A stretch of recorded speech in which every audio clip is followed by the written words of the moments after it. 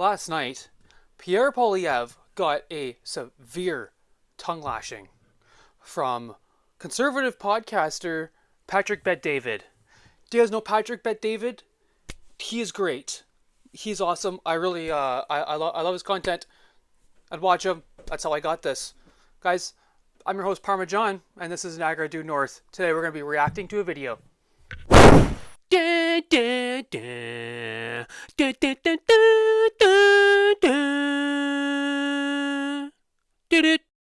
Happy Saturday, Canada. Today is March 8th, which means tomorrow we cast away our biggest demon. It's going to feel really good, but we're still going to have to do a lot of work. We have a lot of work ahead of us. Now, amidst of all of the crazy news going on out there, between Carney kicking out pretty much all of the Twitter journalists from his rallies, even Karima Assad, who is probably for him. I don't want to say she's probably for him, but she's definitely the most. Even Karima Assad, who is very a non-disruptive individual, and Wyatt Claypool, who is obviously like not going to do like these people. It shows you what's coming. I think one of the first things on his agenda is going to be to censor X and ban X from Canada. But one thing happened yesterday when I was watching Patrick Bet-David. He actually singled out Canada in an actual good way, a good, nice, harsh way that I hope Pierre heard, because man, it was pretty harsh towards him. And honestly, like immediately after, a clip goes viral of Pierre on a radio station. Okay, so I think he's taken the hint, but I mean the radio station was Brian Lilly, so he's got some stuff there. I feel like he's waiting for campaign mode, but it's just not happening. Like, I feel like he's been in campaign mode for 2 years, and he's like kind of bored at this point. He needs to get reinvigorated. I think that might be what the thing is. Now, let's just get right into today's very important video.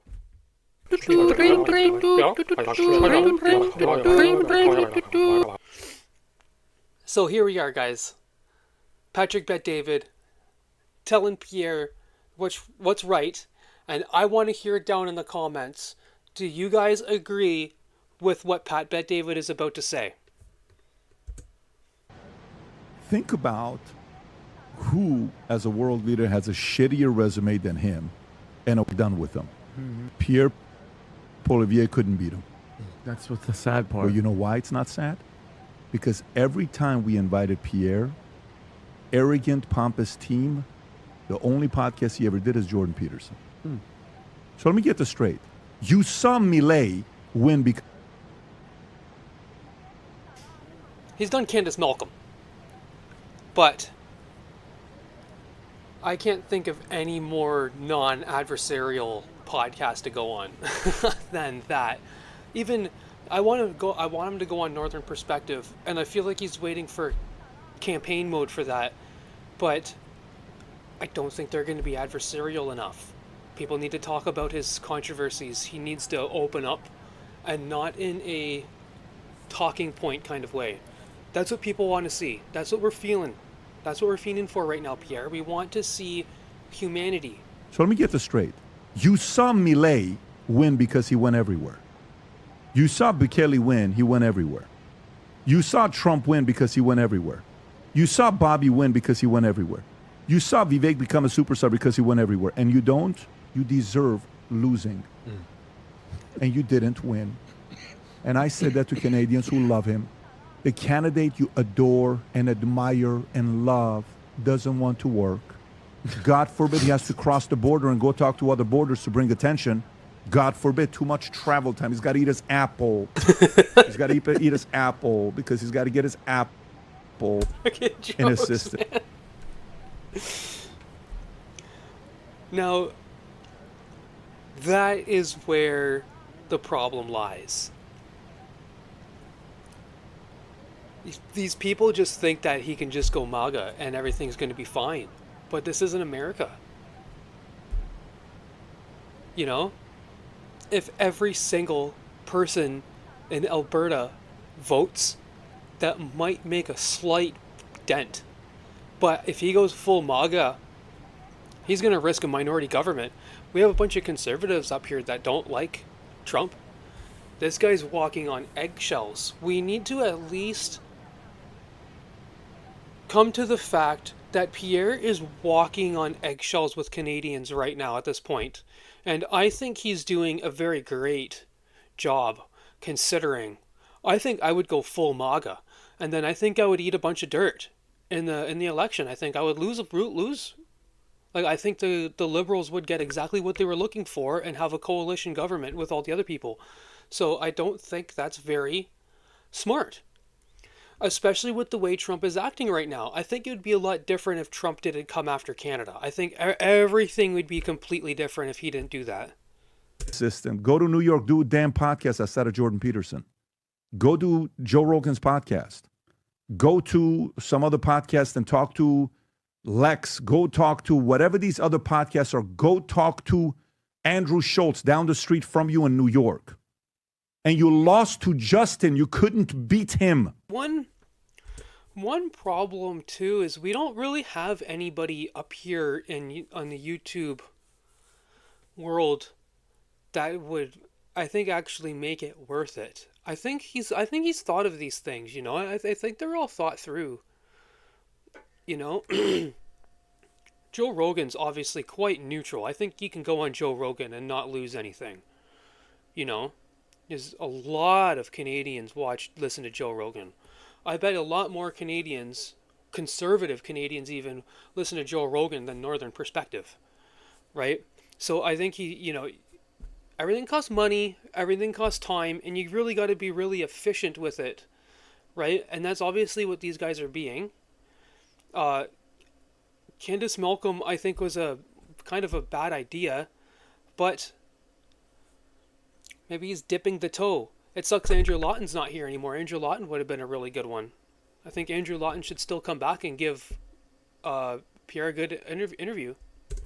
That's embarrassing. So that's the part also, Vinny, where the opposition is so arrogant and confident that they're going to win that they lose. How many clips did we see of Pierre going viral? I think he's wrong here too. Bunch. Oh. Rob, just go type in his name and type in go on YouTube, Rob, and type in his name if you could. Just type in YouTube, Pierre Poillievre. It's very easy to spell. Do you think that Pierre is walking on arrogance right now? That's a good take, but I 100% disagree. But do you think Pierre's walking on arrogance right now? Well, Pierre, Pierre, right there. Just go to that one. Trudeau's and then go to filters and go to doing views. So bad right now? Go to filters and go to views. Just play, what is that one? Response to questions about Canadian sovereignty. Right now, he's maybe go looking to one for- that has to do with Trudeau. Right there. Play the second one. Watch this. Watch this. Yeah, right now he's just showing you how good Pierre is. We've all seen these highlights. Go back a little bit, Rob. I want. Okay, go to another one. Okay, to see I just how don't want to take forever, guys. Go to this next one. Joe Taxpayer Funded. Okay, play this one here, Rob. I'd like to welcome the Prime Minister back from Podcast. Now he's going to talk about how he has never been on a podcast except Jordan Peterson, and even though Jordan Peterson won, he still had talking points in it. Okay, zoom in. So Jordan Peterson, 2 months Guys, to podcast. someone get him down here. To podcast. Keep going. Oh, another Jordan give him a Peterson beer from and we'll freaking hang out. And you guys will all be able to see how this guy is. We won't talk about politics whatsoever. And we'll hang out. I'm sorry, Canadians. You need a better candidate that's willing to work their asses off to make Canada great again. And this guy didn't want to work. I watched him give messages. I'm like, what a great message. Get your ass in front of cameras. Didn't want to do it. Go talk to people. Pierre Poillievre campaigned the same exact way as Kamala Harris did. When it comes down to campaigning, not policies, he is Kamala Harris. Pierre, your hero that you guys wanted, does not want to work. I hope Canadians see this and send it around and blast him and encourage him to go talk to the biggest podcast in Canada. He's not too good for podcasts in Canada. Unfortunately, He's only talking to Jordan Peterson. Go talk to the people. Someone tell me who the biggest podcast in Canada You say is. You want to be a man of the people? Go be the man of the people. News podcast? That's what Milei did. Probably front burner. That's what CBC. others did. Locked up behind camera just talking to Jordan Peterson and a mainstream type of people. This is 2025. A 78-year-old man did laps around you. And he went and took it from the other guys with all the games they played. You know what's funny about these people, Tim Pool especially? Tim Pool's probably the number one. Talks about beating the mainstream media in the prime time and on the aggregate and all this blah, blah, blah. Never brings up their YouTube views.